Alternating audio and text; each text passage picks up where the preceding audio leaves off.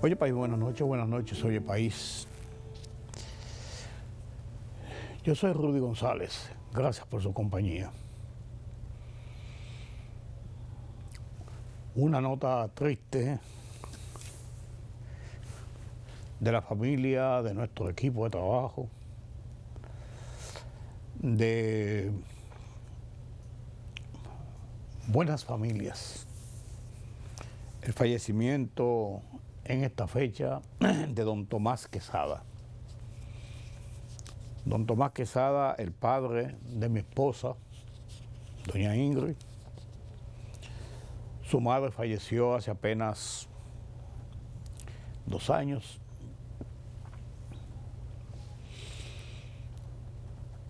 El tiempo pasa. Y hoy sufrimos esta partida. Nunca estamos preparados para ver partir a nuestros seres queridos. Nunca.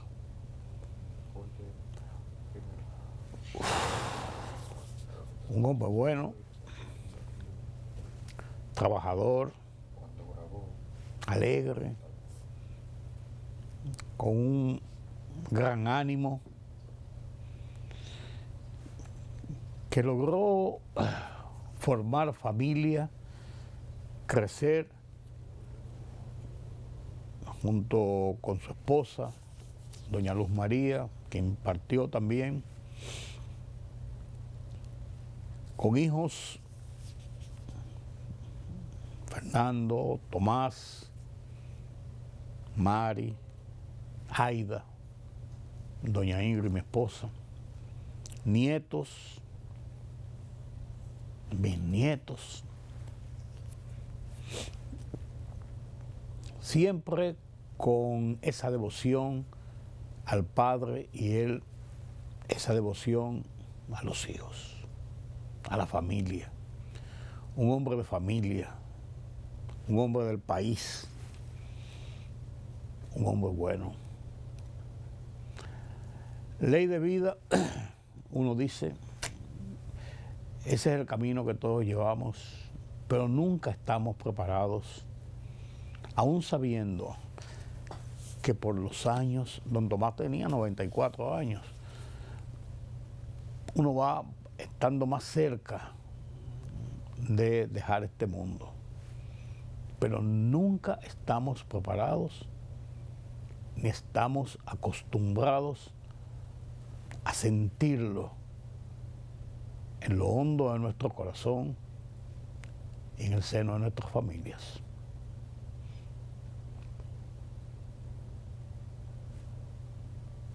Paz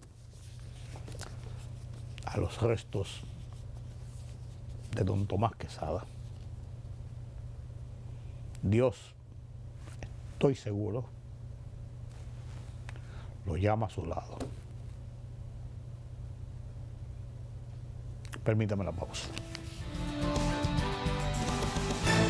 La libertad solo reside en los estados en los que el pueblo tiene el poder absoluto. Por el respeto a los valores democráticos y la dignidad del pueblo dominicano, el rumbo de la tarde, plural, objetivo, comprometido siempre con la verdad. Con Georgie Rodríguez, Rudy González y Ramón Colombo. Los poderosos ya están en el aire.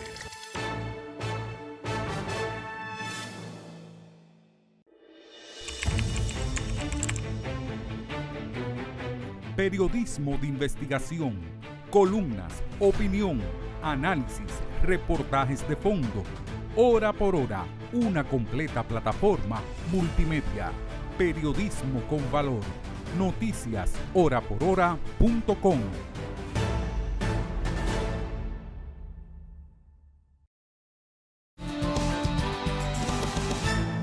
Gracias por continuar con nosotros aquí en Oye País. Los jueces continúan en su decisión de paralizar la judicatura. Hay que entenderlo, es lógico, es claro.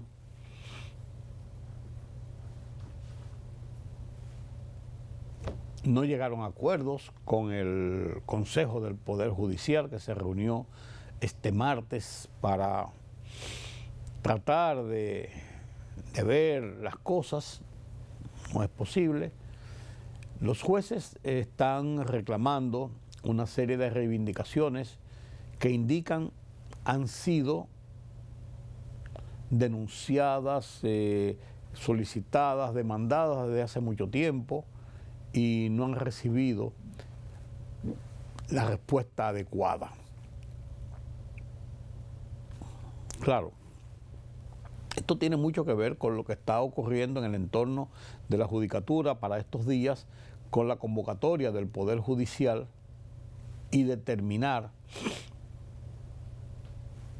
la evaluación de 11 jueces de la Suprema Corte de Justicia, si continúan, si son relevados de la posición, cuál va a ser su situación. Y ahí los jueces enfilan con este movimiento de presión sobre los eventuales resultados de esta decisión. Pero la justicia es un servicio público de primer orden, porque es donde se dirimen los conflictos de la sociedad. Y dado esa situación, una paralización, por ejemplo, para citar el caso, del sistema de aplicación de justicia, de los procesos en los tribunales, en las decisiones que tienen que tomar los jueces, retrasa lo que es la demanda de justicia en personas, entidades que pueden ser inocentes, pero están sufriendo los rigores de la aplicación de medidas represivas judiciales, o del otro lado, pueden estar retardando la aplicación de una justicia que se reclama porque han sido violados derechos de la parte demandante en este caso. O sea, es conflictivo que un servicio público de esta magnitud quede paralizado por temas de demandas. No quieren decir que sean justas o no, no es lo que estoy juzgando, pero sí de demandas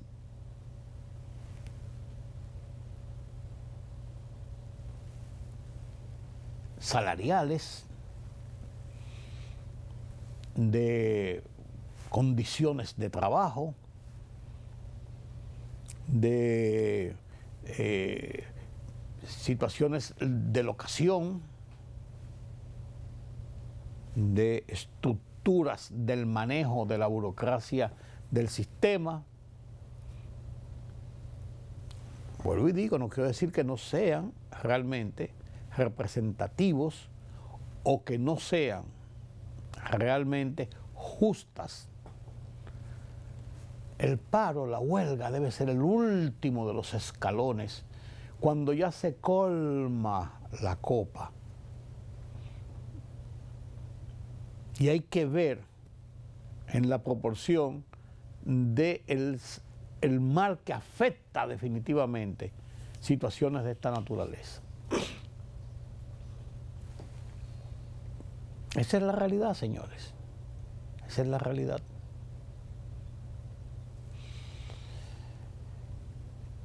Esto va a entorpecer la demanda de justicia, va a retrasar procesos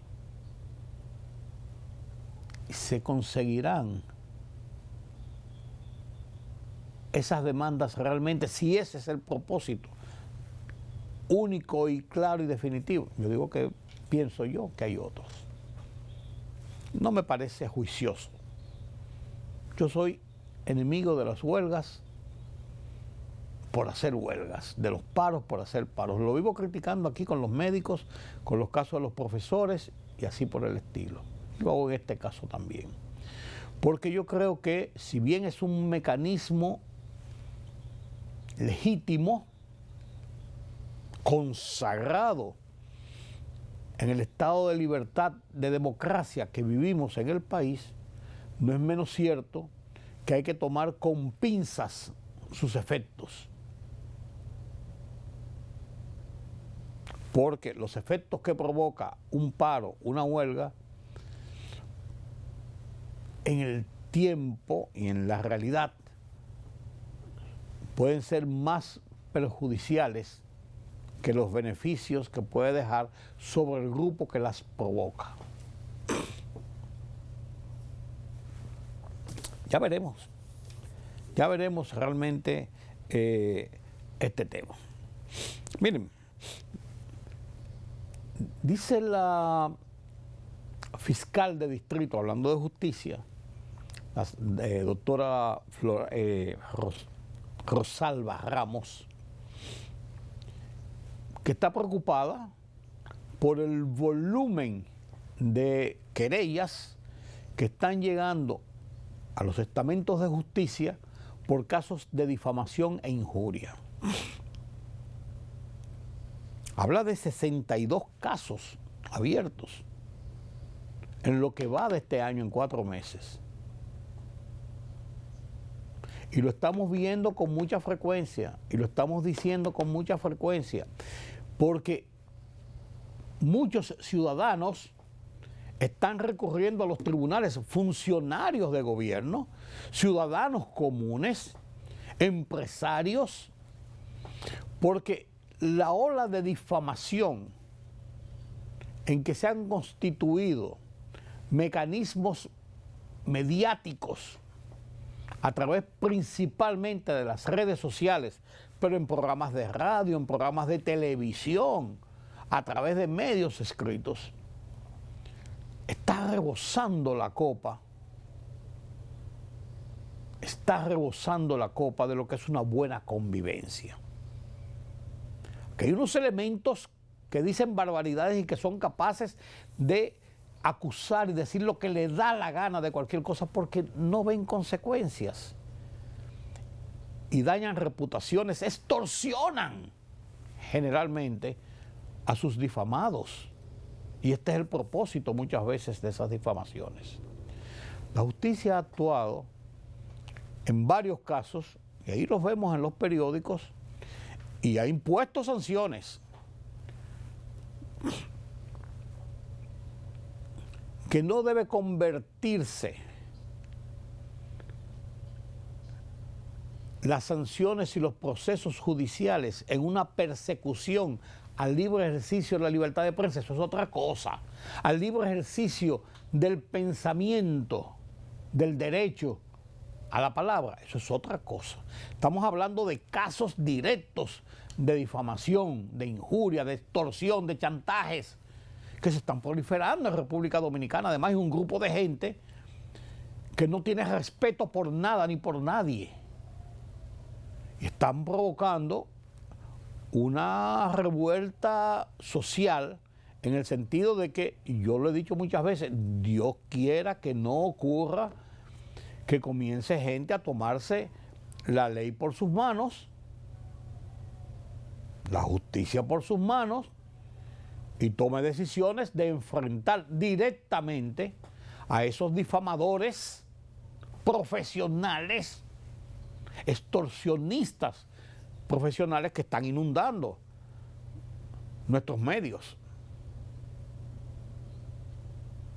Es olímpico lo que está pasando, degradante lo que está pasando, perjudicial lo que está pasando.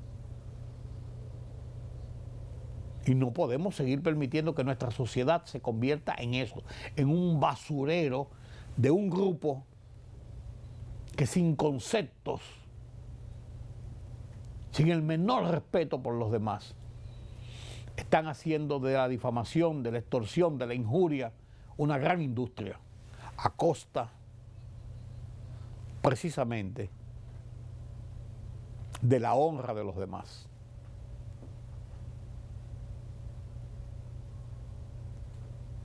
Eso hay que ponerle coto. El Listín Diario, en su editorial de este miércoles, titulado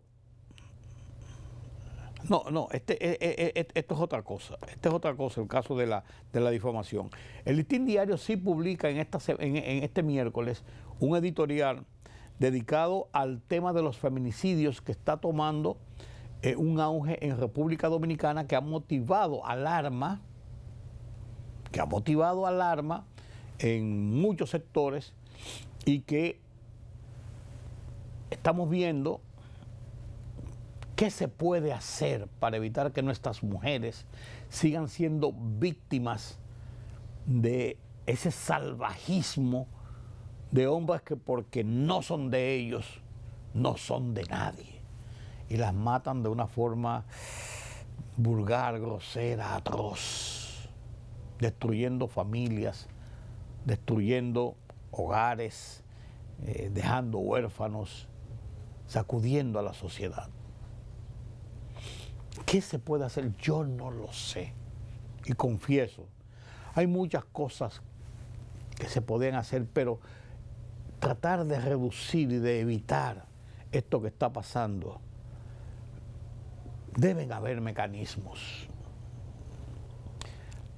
La ministra de Interior, Farideh Raful, habló sobre el tema y dijo que realmente las autoridades han fallado en lograr reducir estos feminicidios. Lo dijo también nuestra vicepresidenta, la señora Raquel Peña.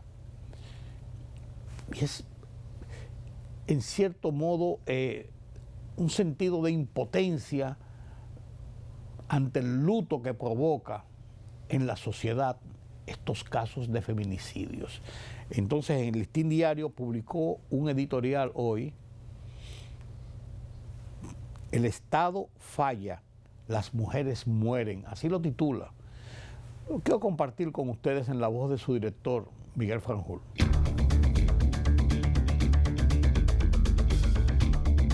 El Estado falla y las mujeres mueren. 30 feminicidios en lo que va de año demuestran dolorosamente que el Estado falla en la prevención y las mujeres siguen muriendo.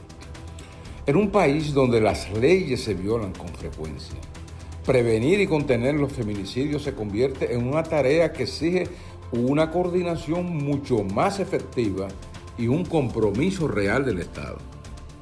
30 mujeres asesinadas en lo que va de año son la prueba más cruel de que el sistema no está funcionando. Cuando la ciudadanía deja de temer a la autoridad, la capacidad del Estado para imponer el orden legal y las normas de convivencia se debilita de forma peligrosa. Esto es especialmente grave en la lucha contra la violencia machista, donde cada falla puede costar una vida. Aunque existen protocolos claros para proteger a una mujer que denuncia amenazas de muerte, si el sistema no los aplica con rigor, esa garantía se desvanece. En demasiados casos, la autoridad ha sido incapaz de monitorear a los hombres denunciados ante fiscalías o cuarteles policiales. La respuesta rápida, las sanciones efectivas y la apertura de más centros de acogida y atención a denuncias son mecanismos necesarios, pero siguen siendo insuficientes si no se ejecutan. Cabe preguntarse, ¿las autoridades dan seguimiento activo a los casos de riesgo?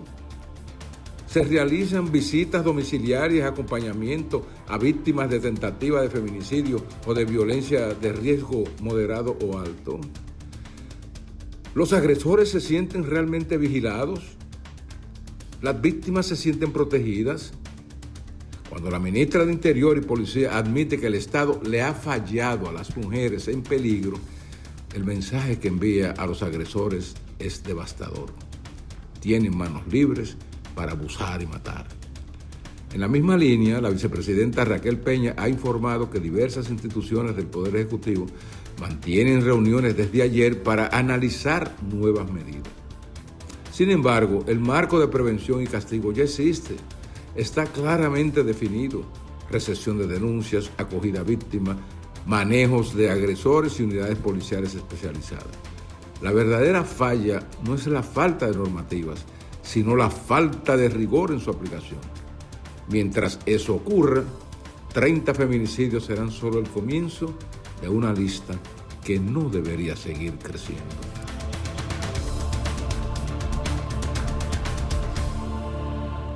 Esta es una realidad, señores, pero vamos a ver qué se puede hacer. Cuba sigue en la palestra de la atención ahora en los Estados Unidos, buscando una negociación, un acuerdo para tratar de dar un vuelco a este régimen obsoleto de 60 y tantos años que ha sumido a ese país vecino en la peor de las dictaduras, de la opresión, de la represión, del atraso, del hambre, de la tristeza de un país caribeño, regularmente alegre, de personas pujantes. Hay negociaciones abiertas, Díaz-Canel y su camarilla. Aquí va a haber un baño de sangre si los norteamericanos entran. Se parece a Maduro y mira dónde está Maduro. Dios quiere. Pero eso va a buscarse una solución. Es lo mismo que ha pasado en Venezuela. Venezuela, después de la extracción, en una operación militar perfecta de las Fuerzas Armadas de los Estados Unidos, que sacaron a Maduro de Caracas y lo colocaron en una cárcel en Nueva York para ser juzgado por una serie de crímenes. Está tratando ese gobierno ahora dirigido por Delcy Rodríguez, que era la vicepresidenta, de poder torear la situación y enrumbar a Venezuela por los caminos de la democracia, de las libertades, de la apertura,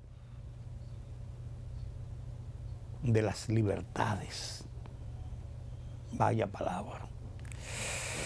El haber entregado a Alex Saab es una demostración de esa decisión. Está en una cárcel en Miami, extraditado este fin de semana pasado. Un hombre de Maduro, del estrecho círculo de Maduro y del chavismo. Dicen que es un testaferro. Se lo puso en bandeja de plata a los Estados Unidos, ahí está deportado. Hagan con él lo que tengan que hacer. Vaya usted a ver, la violencia en Haití continúa y se esperan acciones. Ya están conformándose un buen volumen de las tropas contra pandillas que van a actuar en Haití o que están actuando en Haití. Ahora son las mismas pandillas que se están matando entre ellos por la supremacía del control de la delincuencia y la anarquía callejera. Y nosotros mirando con mucho cuidado estos desenlaces para evitar nosotros sufrir los embates de esa situación. Esta semana en mi columna del Listín Diario, mi columna semanal, que se llama igual que este programa, Oye País, hablo de lo que es un punto de inflexión entre 1966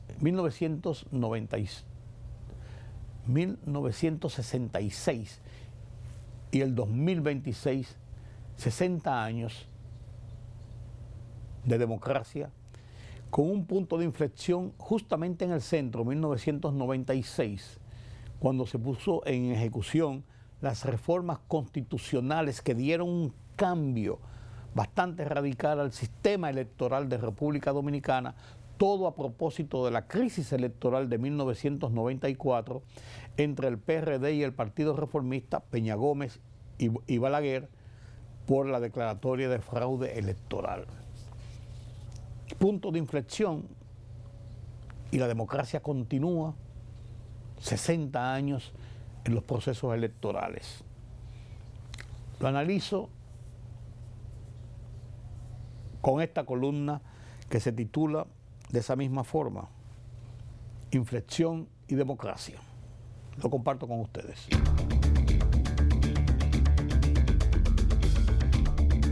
El proceso electoral del 16 de mayo de 1996, hace 30 años, significó el punto de inflexión en el proceso democrático electoral que ha regido República Dominicana a partir de los primeros comicios que siguieron la Guerra Civil de 1965.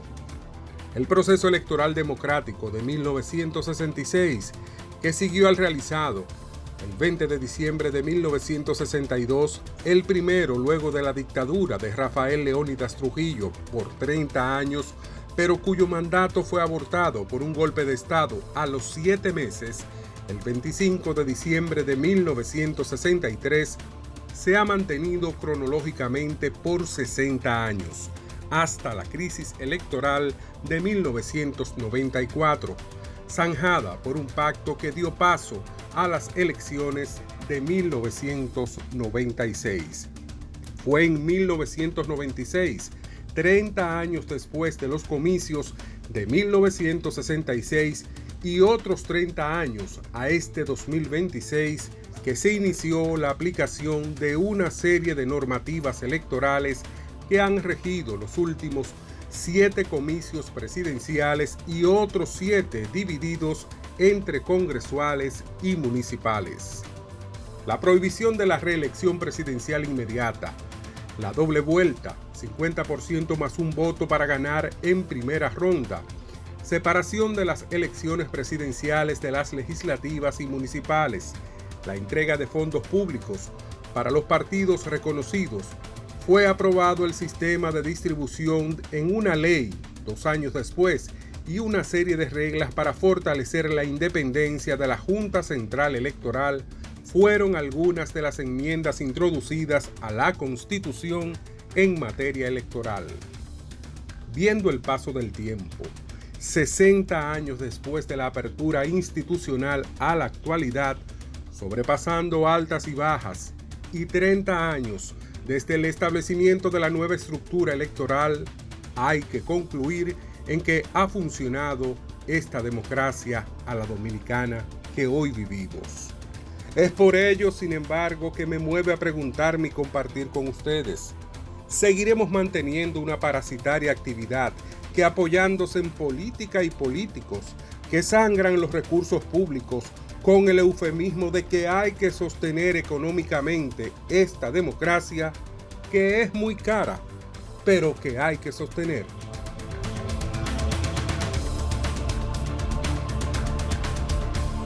Política, economía, sociedad.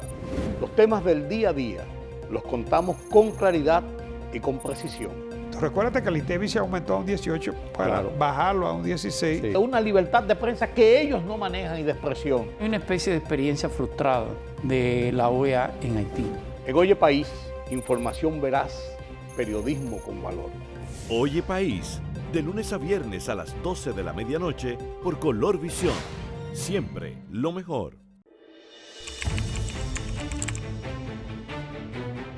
Periodismo de investigación, columnas, opinión, análisis, reportajes de fondo. Hora por hora, una completa plataforma multimedia.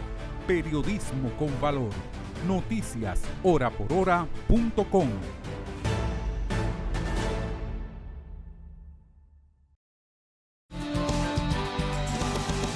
No cabe duda de que la situación mundial no solamente afecta las zonas de conflicto o los implicados en el conflicto, sino que genera en cadena situaciones en la economía, principalmente en la desestabilización social, en las políticas, en las geopolíticas, desencadena temas y problemas que se van ampliando. Y el caso de la economía lo vimos cuando la pandemia, lo hemos visto cuando incluso la guerra de Ucrania y Rusia, que era una cosa más concentrada entre dos países aparentemente, aunque afectaba a toda Europa. Lo del Medio Oriente ni se diga, por el impacto que tiene esencialmente en los precios del petróleo, pero también en otras actividades de la vida económica. ¿Cómo impacta eso República Dominicana? ¿Cómo impacta al mundo? ¿Cómo lo ven los organismos internacionales que están todos los días chequeando y cotejando la situación de la economía? Tremendo, tremendo. ¿Qué nos dice Carlos Cuello sobre esto? Buenas noches, don Carlos. Buenas noches, don Rudy. Efectivamente, la ONU, a través de su agencia la Conferencia de las Naciones Unidas sobre Comercio y Desarrollo, la UNCTAD, dice que la economía y el comercio mundial se están ralentizando como consecuencia de los problemas geopolíticos, específicamente, como tú ya bien describes, el conflicto de Medio Oriente, ¿no? Sí, que es muy amplio, no es solamente concentrado en dos países, es muy amplio. La agencia prevé una disminución en el crecimiento, dice que pasaría... El crecimiento mundial. Exacto, de la economía mundial, que pasaría de 2.9 en el año 2025 a 2.6 en el año 2026. Esto como consecuencia del aumento de los precios de la energía, de la perturbación en el transporte, en la logística, ¿no? Los movimientos, los fletes, la dilación, una serie de exacto, y los mismos seguros, porque los riesgos son mayores. Claro. ¿No? La volatilidad de los mercados, que de alguna manera, en un mercado cuando existe una alta volatilidad, los precios... No, y esas altas y bajas, que es peor. Claro. Tú has dicho muchas veces aquí, Carlos, y me tomo la libertad de repetirlo, lo que tú dices. Si uno ve una situación horizontal y uno puede prever o prepararse para los meses subsiguientes, hasta para los años subsiguientes, pero esas altas y bajas descontrolan todos los procesos, provocan especulaciones, provocan escaseces, una serie de situaciones es peor. Y dificulta la planeación. No hay forma de planificar, porque ¿cómo tú planificas en una volatilidad? Fíjate que en estos últimos programas, en los programas que hemos hecho a lo largo de este año, sobre todo después de febrero, ¿no? Sí, todos los organismos internacionales viven revisando su proyección. Sí. No es que no se hagan proyecciones, se hacen proyecciones, pero con un alto margen de riesgo, ¿no? Sí. De volatilidad, de cambio, ¿no? El otro factor que ellos indican, además de la volatilidad de los mercados, es la búsqueda de activos financieros seguros, ¿no? Estos factores, de alguna manera, afectan lo que son los niveles de demanda de la economía y la inversión.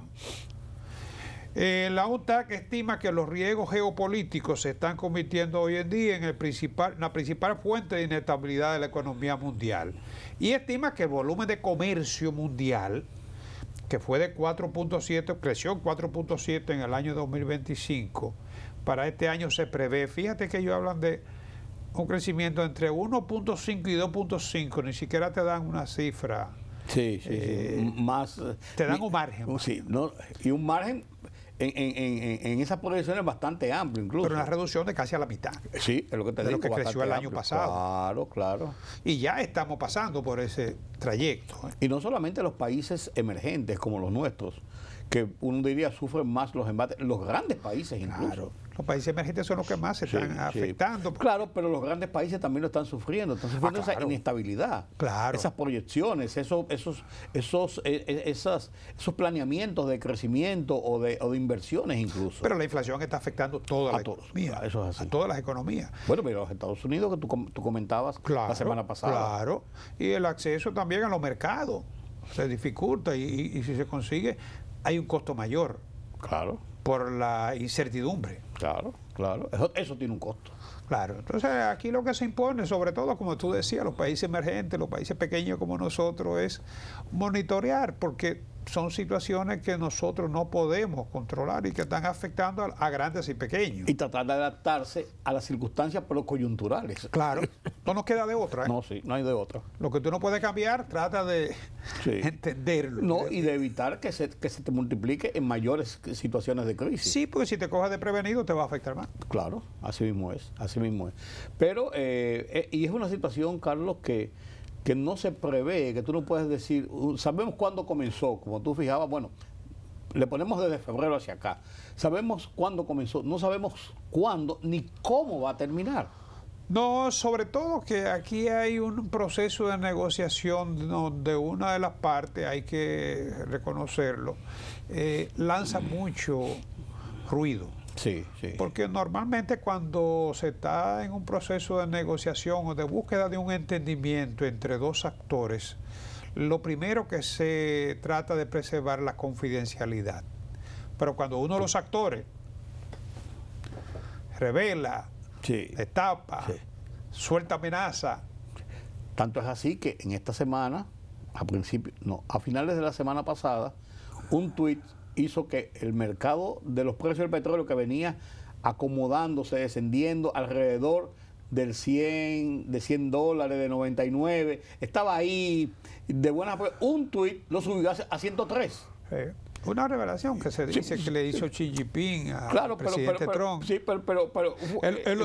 y eso solo es tan volátil y tan peligroso ese tipo de cosas y tan inestable que mira cómo afecta al mundo. Es por la sensibilidad ya que tiene la situación. Lógico. Entonces eso también eso está agregando más incertidumbre, ¿no?, al panorama. Pero que Naciones Unidas, un organismo como la UNTAC de Naciones Unidas y las grandes plataformas de monitoreo de la economía mundial, Banco Mundial, Banco Interamericano de Desarrollo, Fondo Monetario Internacional, y algunos privados la también. CEPAL, esos grandes, y después de eso los grandes revisores de los riesgos y todo esto, están patas arriba, por así decirlo, en cuanto a los pronósticos que pueden hacer. Sí, lo que se impone en este caso es revisarlo periódicamente. Exacto. Sí. Con más frecuencia que lo habitual. Para tratar de evitar las sorpresas. Claro. La inflación interanual. Bueno, justamente en el caso nuestro ya comienzan a sentirse los efectos, ¿no? Sí. La inflación para el mes de abril llegó a 0.49, casi 0.5. En lo que va del año es la más alta, porque en enero fue 0.40, 0.42 en febrero. En marzo, 0.40 en enero, pero en febrero fue 0.03. En marzo fue 0.27 y ahora 0.49. Sí.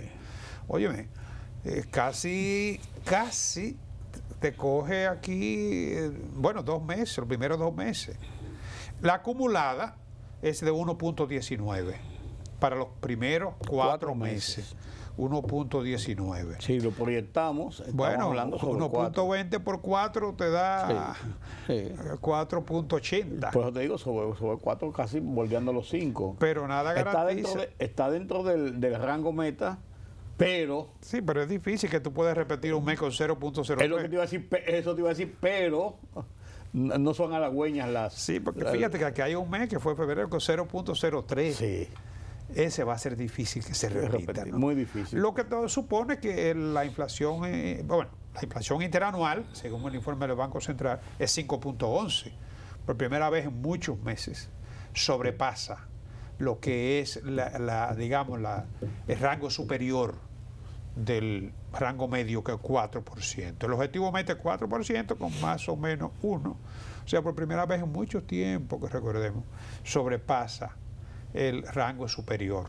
5.11, ya el gobernador del Banco Central había anticipado que era muy difícil que se pudiera mantener la inflación dentro del rango meta. Pero hay que seguir echando el pleito, como se dice. Es la tercera parte ya del año. Del año, sí. Está avanzando el quinto mes. Sí. Todavía no se ha definido nada. Esperemos que esta guerra, porque ya la de Ucrania lleva más de 4 años. Más de 4 años, claro que sí. Comenzó en febrero del 2022. Y comenzó y se pensó que iba a ser una guerra de semanas. 2 semanas. Eso fue lo que estimó Rusia. Sí. Sin embargo, mira por dónde va. Sí. Y sin visos de una solución. No. Sin visos de una solución. Mientras tanto, sigue creciendo el empleo informal en República Dominicana. Sí, una declaración del ministro de Trabajo destaca que los trabajadores cotizantes durante el primer trimestre de 26 ascienden a 2.4 millones. 2.442.825, unos 75.968 nuevos trabajadores formales. O sea, el empleo formal estaría creciendo en el primer trimestre de este año en 3.21%. Hablamos de empleo formal, los que están registrados en la Tesorería de la Seguridad Social. Y representan los formales, todavía un 45.8%, casi un 46%, y un 54.2% los informales. Aquí se está en proceso de revisión. La fuerza laboral, hay que destacar, en el caso nuestro, o sea, empleados y desempleados, son 5.4 millones de dominicanos. Aquí hay que destacar, está en proceso de revisión ahora la ley de la seguridad social, que hay muchos empleados que no están registrados en la tesorería de la seguridad social. Así es. Una de las características principales del empleo informal es la inestabilidad y la cobertura de la seguridad social. Correcto. Entonces, si de estos empleos que no están registrados en la tesorería social, que muchos de ellos tienen cierta estabilidad por los servicios que ofrecen, ¿no? Pero que lo ofrecen en condiciones independientes, que no dependen de un patrón, un empleador, que es el que tiene registro en la tesorería de la seguridad social, ¿no? Claro. Pero que muchos de ellos tienen margen y hasta lo harían. Entonces, en las modificaciones de la ley y en la, qué sé yo, como una manera de captar nuevos adherentes a lo que es la seguridad social, debería dejarse una brecha para que espontáneamente, como tú abres una cuenta de ahorro, puedas abrir tu cuenta para fines de retiro, ¿no? Sí, que debía ser.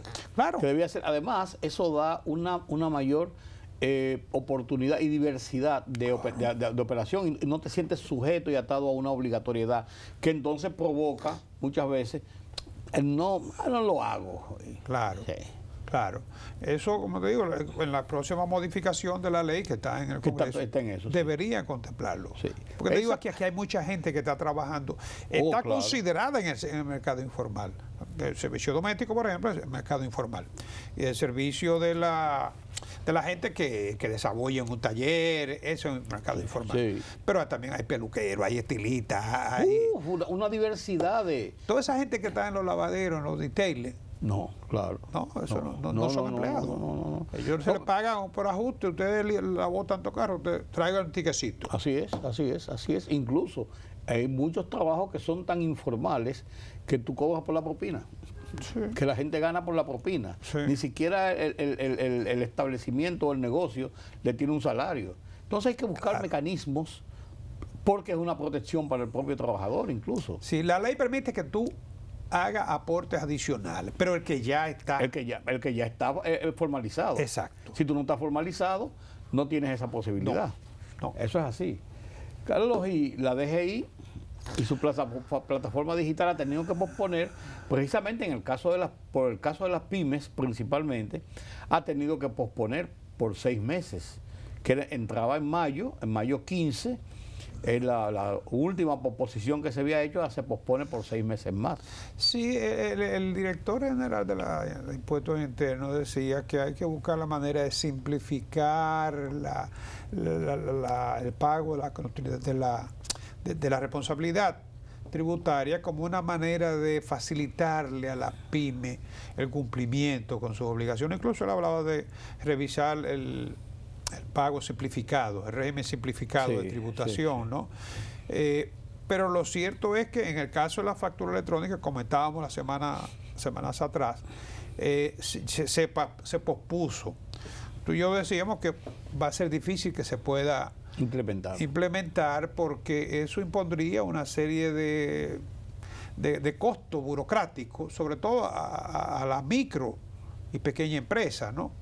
En este caso, hay una fuente de tributación que hasta ahora está como en un limbo jurídico, incluso la ley misma no es muy precisa porque son cambios de la economía, sobre todo con los avances de la tecnología, y son las plataformas digitales.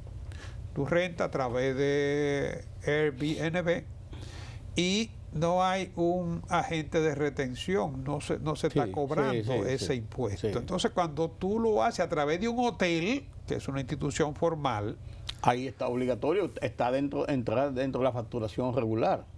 Tú utilizas para la comunicación, por ejemplo, para la publicidad, tú usas Facebook, usas Netflix, usas cualquiera de esas plataformas, ¿no? Y obviamente que eso tú no tienes aquí un mecanismo para cobrar el impuesto por ese ingreso que genera esa actividad. Claro. Pero también yo creo que el sistema tributario de República Dominicana, yo que soy un microempresario, por así decirlo, porque tengo una compañía y tributo, y yo creo que es muy complicado. Y al complicarlo, incluso desanima, para ponerlo, para desanima a cualquiera. Así pues yo no me meten en eso, pues no pago nada y después, o sea, es una irresponsabilidad. No estoy justificando esa irresponsabilidad, lo que estoy es diciendo que eso está provocando muchas veces eso. Y no es un tema ni de esta administración tributaria, ni de este gobierno. Es un asunto que ha sido así toda la vida. Entonces, esa complicación, aquí hay que pagar como 10 impuestos en un mes. Y entonces es complejo, es difícil. Y si se te fue una coma porque es una empleada que está pasando la cosa, ahí viene el problema. O sea, es muy complicado. Es muy complicado. Se lo ponen difícil a la gente y eso desincentiva y te da hasta una justificación para no hacerlo. Es malo decirlo, porque tú me dirías, Carlos, con mucha razón, no, tú eres que tienes que hacer tu cosa bien hecha y tienes que cumplir. Claro. Pero una cosa trae la otra. Incluso el uso mismo de la plataforma, como tú bien destacas, por cualquier cosita, te rechaza. Sí. Así es. O sea, la plataforma facilita, lugar a dudas. Pero tú tienes que buscar. A veces no son amigables porque una cosita, cualquier cosita que no te cae en este cuadrito, no puede llenar esto porque nada más te coge tantas palabras y si te sale de ahí no puede. O sea, hay una serie de cosas que no es amigable en un momento determinado, como se dice, no es friendly. Claro. Entonces eso da una justificación, que no es justificación dentro de lo que es tu responsabilidad, pero es la realidad. Sí, en el caso de los couriers, por ejemplo, ya tú vas a cualquier courier, que aquí han proliferado los servicios de courier, y ellos te facturan. Sí. Ahí mismo te cobran el ITV. Sí, porque ellos se han organizado más en eso por los volúmenes que manejan de operaciones cotidianas. Sí, ellos hacen de agentes de retención. Sí. O sea, tú pides un artículo a Amazon, ese artículo te cuesta, qué sé yo, $20, se convierte en pesos. Incluso tiene la ventaja de que te dan una factura fiscal. Sí, te la dan. Incluso ellos te piden... tienen la factura de este producto, o sea, porque muchas veces esas plataformas internacionales te mandan una factura también, si tú se la solicitas. Entonces, sí, pero cuando tú necesitas el comprobante fiscal para fines de registro, ahí ya ellos te lo dan. Lo que te quiero decir, pues muchas veces incluso te la piden, mande la factura, no, está ahí. Entonces no lo necesitan, pero eso indica que hay un sentido de organización de los procesos. Claro. Y eso es bueno. Sí, porque toda esta fuente de ingresos, todas estas nuevas actividades de la economía, en principio no están, muchas de ellas, no están contribuyendo, están generando renta en la economía, pero no le está llegando al fisco. No necesariamente, no. Impuestos. Claro. Entonces te van desplazando a otras actividades. Por ejemplo, la publicidad que está grabada. Pero cuando tú contratas una publicidad con una de esas plataformas, o el caso de mismo que estamos hablando de la renta corta versus el hotel, entonces aparte que estás compitiendo de manera desleal con sectores formales de la economía, tampoco estás contribuyendo al fisco. No, el fisco está dejando de recibir esos ingresos, ¿no? Por el nivel de informalidad. Informalidad hasta cierto punto, porque la plataforma sí sabe a quién le está dando el servicio. Sí, pues no tiene el mecanismo para el cobro. Claro, el hecho de que la plataforma esté en un paraíso fiscal no significa que no se esté llevando a cabo una operación que amerita ser grabada. Y que está registrada. Claro. ¿Sabes? Porque tiene un registro. Claro. Es así. Pero es complejo. Yo creo definitivamente... Son de los nuevos retos de la... Con los cambios en la economía. Pues yo creo definitivamente que también tienen que hacerla más amigable para motivar a la gente también a no tener una justificación personal para tratar de, o para evadir, no evadir el impuesto, sino su responsabilidad de declarar y de pagar. Sí, la plataforma podría, en este caso, estar en la obligación de contribuir con la DGI, pero en realidad quien debe generar el compromiso de pago, la retención, es el que da el servicio. Lógico, claro. O sea, porque la plataforma lo único que hace es ubicarte al cliente. Pero cuando tú das el servicio, tú eres el que tienes que convertirte en agente de retención. Claro, pero también hay un problema en esto, y es que muchas veces, como vuelvo y digo, no es amigable, y entonces viene el problema de que si una gente entra en falta, te sacan del sistema, por ejemplo, no puedes manejarte, entonces tú buscas la informalidad porque tú no vas a dejar de operar. Claro. O sea, es complejo. Yo creo que hay que verlo dentro de lo correcto, dentro de lo legal, pero también dentro de lo razonablemente lógico, claro, para hacerlo efectivo. Claro. Pero es un reto permanente. Hoy estamos hablando de esta actividad. Mañana, sabe Dios qué otras actividades surgen, ¿no? Como está pasando con esto. Totalmente, es lo que tú dices, es un reto. La economía es dinámica. Es un reto y todos los días vamos a tener nuevos mecanismos. Claro, el mercado laboral, las operaciones cambiarias también, sí, las transacciones financieras, igual con la criptomoneda. Que esa es otra situación. No, hay muchas situaciones.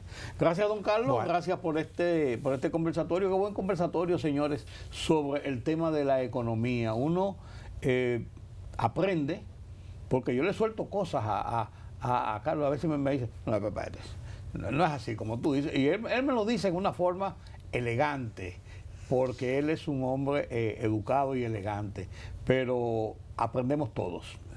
Por eso es bueno tener profesionales de su talla conversando sobre estos temas, a veces tan complejos de la economía.